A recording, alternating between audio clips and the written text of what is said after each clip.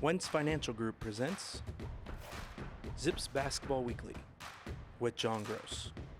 Investment management for your lifetime. Brought to you by Akron Children's Hospital and Bryant Heating and Cooling.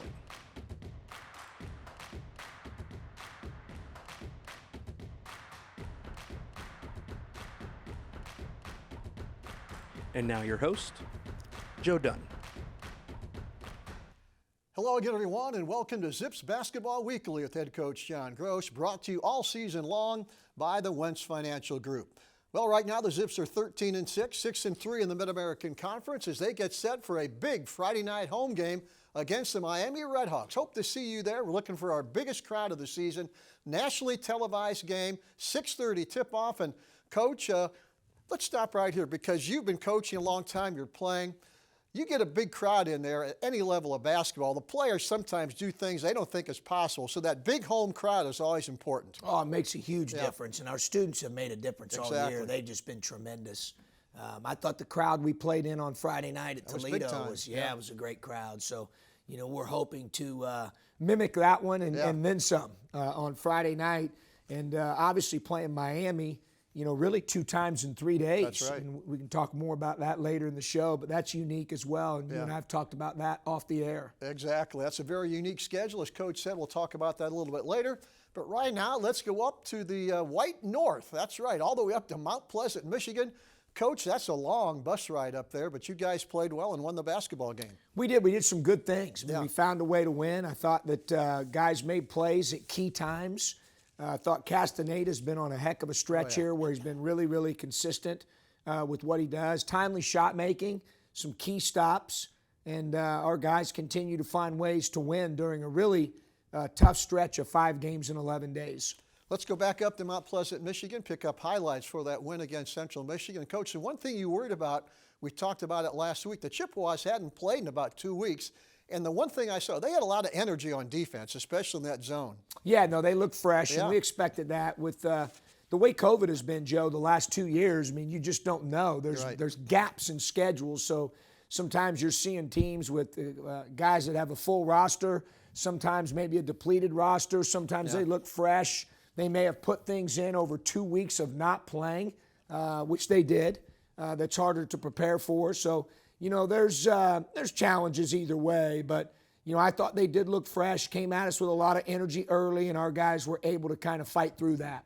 Kind of a slow start to the game, Coach. We're 4.5 minutes into the game, and we're down 4-2. Finally, Enrique Freeman with a basket and free throw.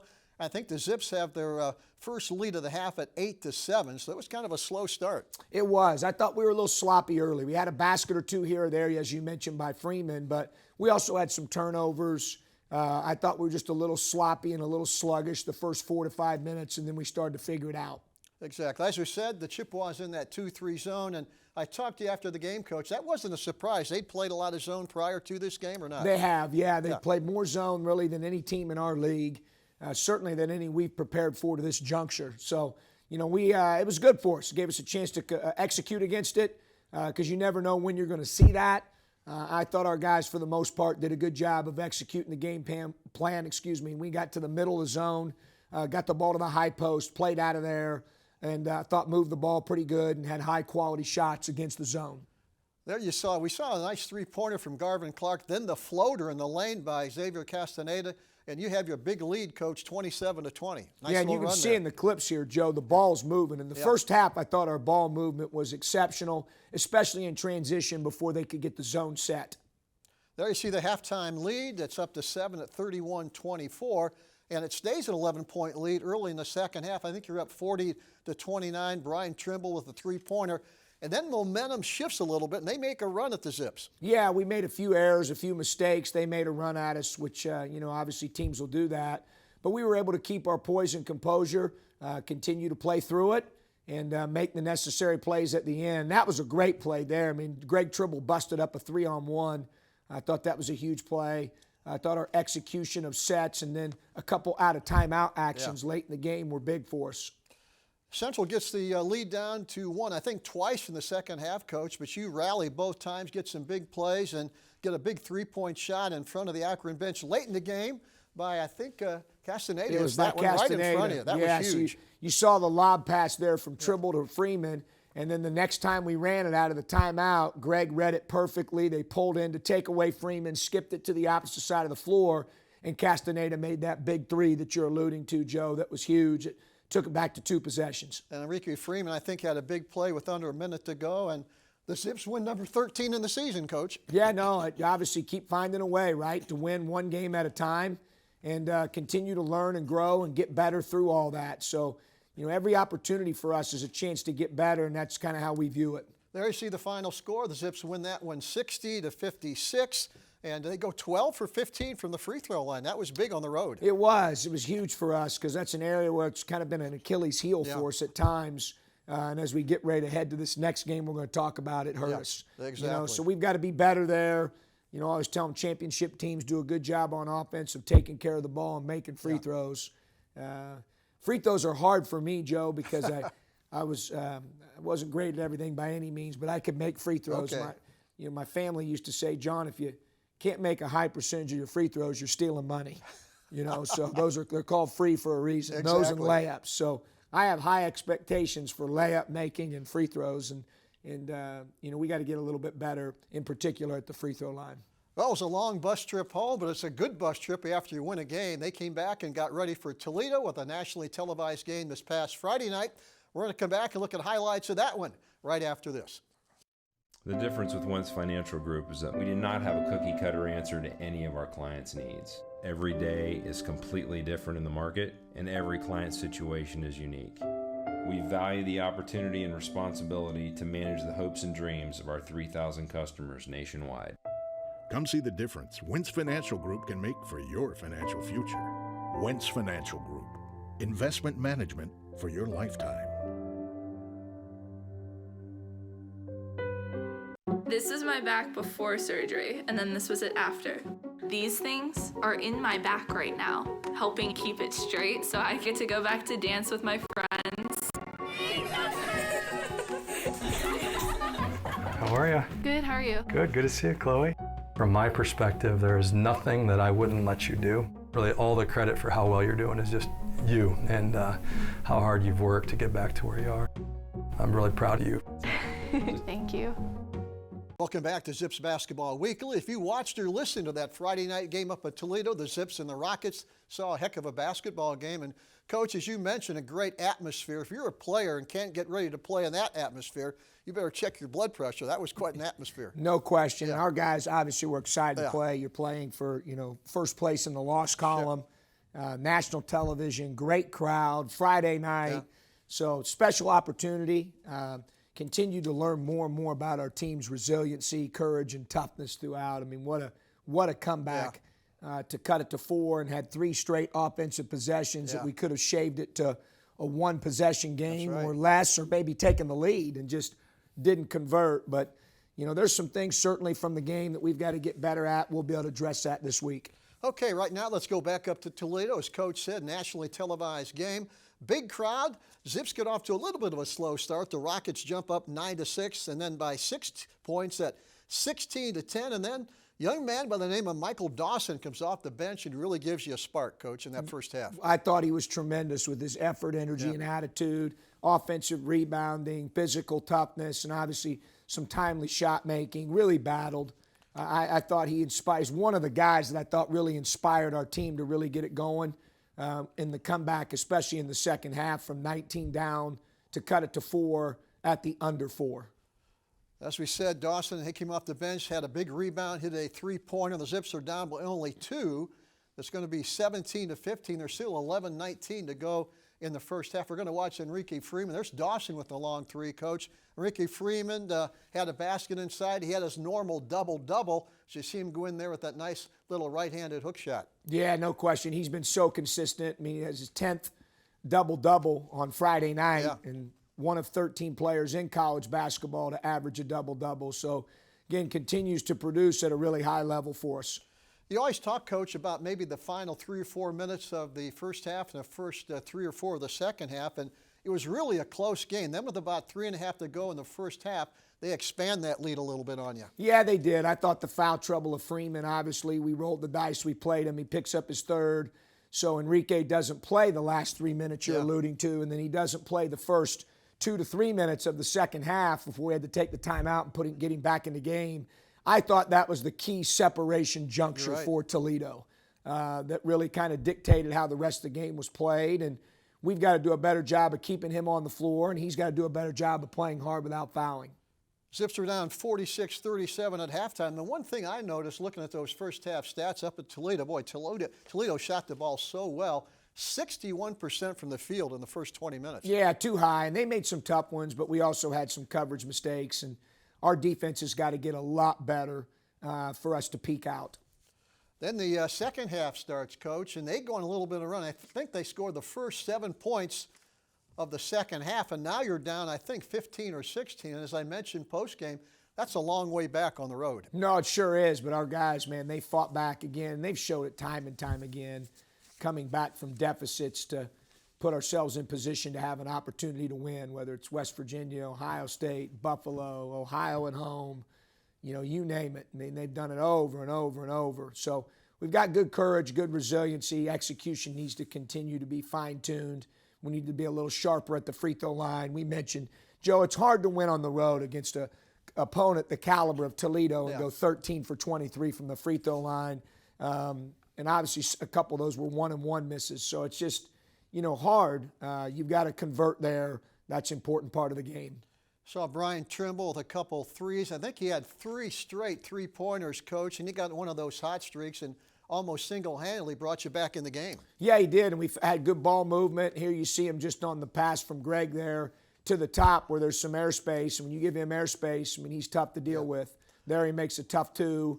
And I thought Garvin Clark came in. You see him here changing the pace of the game on that end of the floor. He really bothered them with his pressure, created some havoc, and I thought that helped us get back in the game late and give us a chance here. 4-point lead. Toledo with 4 minutes to go, and right here we've got a chance to cut it to a 1-possession game. We had 3 straight offensive possessions and just did not convert. Yeah, we mentioned the steal by Garvin Clark, and I think Freeman inside couldn't finish. As you mentioned, kind of 3 empty possessions. If he hit just 1 or 2 of those, got a chance to win the basketball game. No question. Yeah, that was a key juncture as well.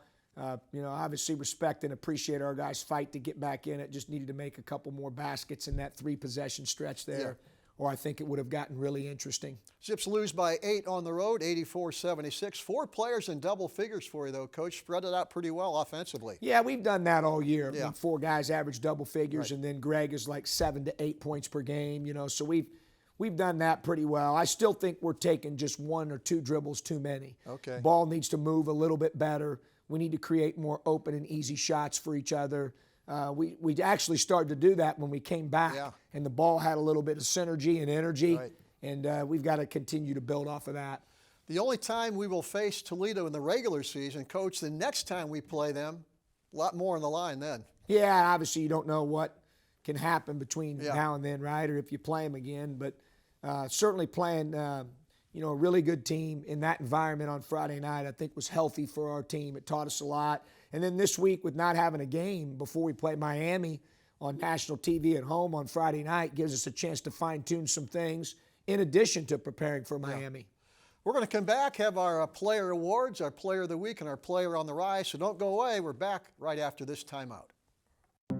It takes attention to detail. With your local Bryant dealer, you're getting more than just a technician. You're getting someone who pays attention to your needs and the little things that make a big difference. It takes a dealer you can rely on. And to keep your family warm this winter, here, let me show you how this works. It takes Bryant. Bryant, whatever it takes. And to keep your family comfortable, it takes E.H. Roberts Heating and Cooling. Find them at ehroberts.com. What we make right here at the University of Akron holds up under pressure. What we make climbs the ladder and leads to record highs. What we make lifts us all and makes us all better. With everything we make, everyone rises. As always, this time of the show each week, we name our Player of the Week and our Player on the Rise. Our Player of the Week, someone that's doing it all over the court and one of the top players, really, Coach, in the country, Enrique Freeman, 6'7" sophomore from Cleveland. The high school he went to, Coach, we talked about this before the show. He may be the best player ever to come out of that high school. Yeah, I'll have to do some research on that, but I think you're right. Yeah. You know, St. Martin de Porres. Exactly. But just a, great kid, great teammate, about all the right things, cares about winning, and it's really neat to see his growth and development over the last couple years into certainly one of the league's best players, and one of 13, as we mentioned earlier, in college basketball to average a double-double. Yeah, that's amazing. So his production's been terrific. Learning and growing, wants to get better, continuing to add muscle mass, working on offensive skill set, and just awareness defensively. But he has big-time upside, and we're excited, to have him and to coach him has really been a privilege. He had back-to-back double-doubles this week against Central Michigan and Toledo. 16 points, 11 rebounds against the Chippewas. Came back Friday night against Toledo with 17 points, 10 rebounds in just 25 and a half minutes, Coach. And the one thing I've noticed, people talk about him, I'm not sure there's a guy in the league that gets off his feet quicker than he does. Yeah, he has great instincts for rebounding. Obviously, the great rebounders do, right? He has good hands, good instincts, and then he's very explosive. You're right. He'll jump twice sometimes before a guy will jump one time. Yeah. So he's really good, understands how to just finds that ball, has a knack for being around the ball.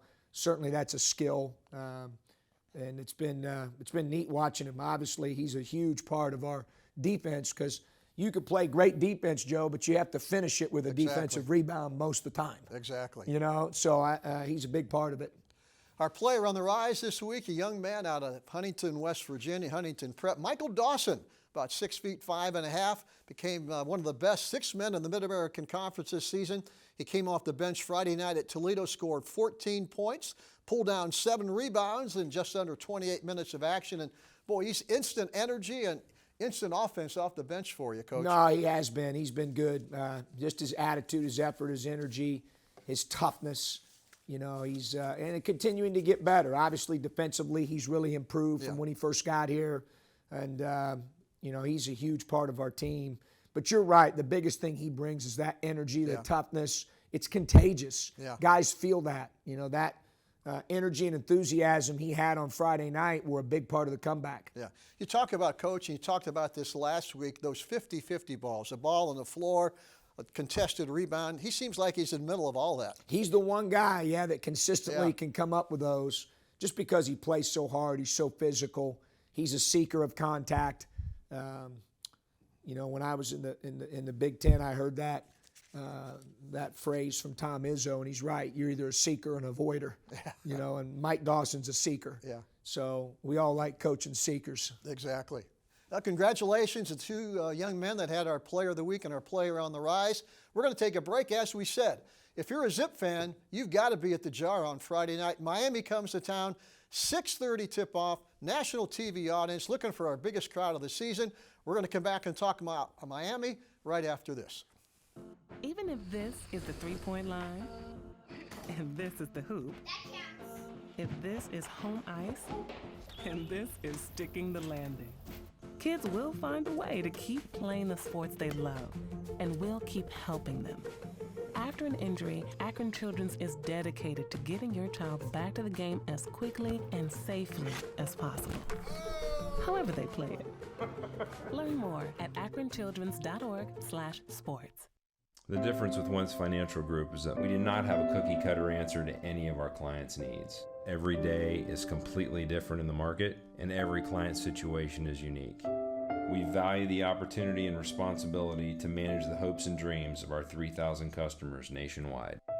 Come see the difference Wentz Financial Group can make for your financial future. Wentz Financial Group. Investment management for your lifetime. Well, in the next few days, the Zips have one of the more unique schedules in Akron basketball history. A home game Friday against Miami, 6:30 tip-off, national TV audience. Then a bus trip down to Oxford on Saturday, and we play Miami again on Sunday afternoon. I'm not sure that's ever happened in the history of Zips basketball. No, it's my first. I'm actually excited about it. It's almost like an NBA playoff format, right. Where you have a day in between games. So it'll certainly help the preparation and the scouting. Yeah. That day in between, each team might change a little bit from what happened on Friday, maybe wrinkle something offensively or defensively, but you're pretty much going to know, be very familiar with each other by the time we get to Sunday. So, the biggest thing with them, Joe, watching them is their offense. I mean, they're really gifted offensively. Day Grant, Larry, those two guys can really play at the guard position, can create offense for others, and get their own shot, which is what makes them dangerous. Obviously don't know the status of Delonte Brown. Hope that he's healthy and ready to go. He's a load at the 4. Inside-out mismatch guy. Poses some of the problems that like Ali does for opponents when they guard Ali. You got to guard him outside, got to guard him inside. And so he's also a tough cover. Then their physicality with James Beck and Precious Aya up front really stands out as well. And then just their experience in shot making off the bench, like Isaiah Coleman-Lands just led them in scoring against Eastern here in their recent game with 20+, and can really get it going from the three-point line. So you look at their offensive numbers, they're really, really impressive offensively. It's going to be a great challenge for our defense. Yeah, Miami got off to a great start this year. They won their first 5 games of the season, including a win over Georgia Tech. They beat Buffalo by 10 at Buffalo, so they got the potential to be as good as anybody in the league. Yeah, no question about it, just because the way they score. Yeah. I mean, on any given night, they could put 80, 90 on the board, and they have multiple weapons. So it'll be a great challenge for us. You mentioned their guards, Coach, Day Grant, Mekhi Larry, Isaiah Coleman-Lands. If you have good guards at any level of basketball, you're going to be pretty good. Those guys can handle it. They can break pressure. They can shoot it. They're a load. They're really tough to deal with, and you're right. I've always felt that way. Certainly in any league or level, guard play is important, but I think in college basketball, it's even more so. And so those two guys, Grant, Larry, and then Coleman-Lands as a third, off the bench, give them a lot of firepower offensively. Exactly. They have lost a couple games in a row to Ball State and Eastern Michigan. They have a game this week against Kent State before we see them at home on Friday night, Coach, but they've got the potential to be a load. I don't think anybody wants to see them if they get to Cleveland on a neutral court. Jack Owens is the coach, does a good job. I think he's in his 4th season at Miami. He is actually, I think, 5th. It's the Fifth same. season. Yeah, Okay. yeah, we're on the same. He and I are on the same timetable. Okay. Does a great job.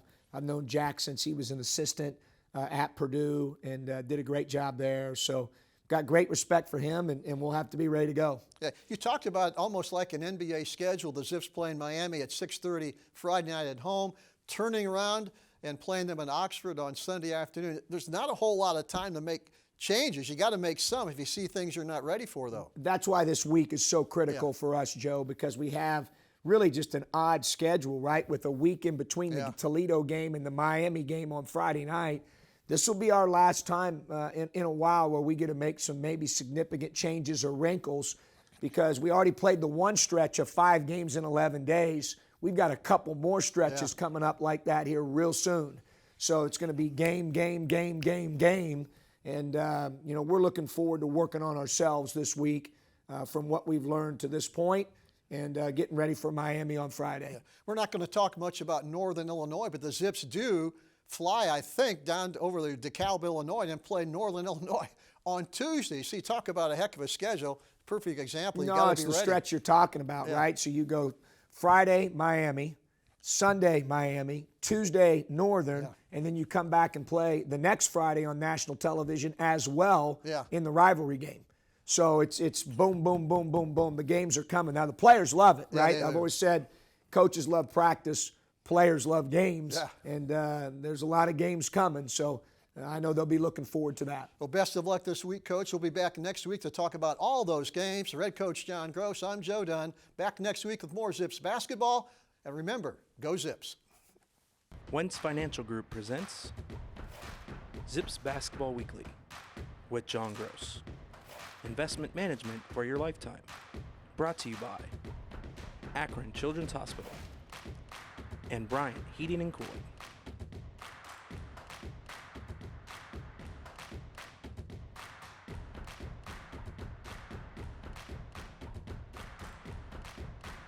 Thanks for watching, and go Zips!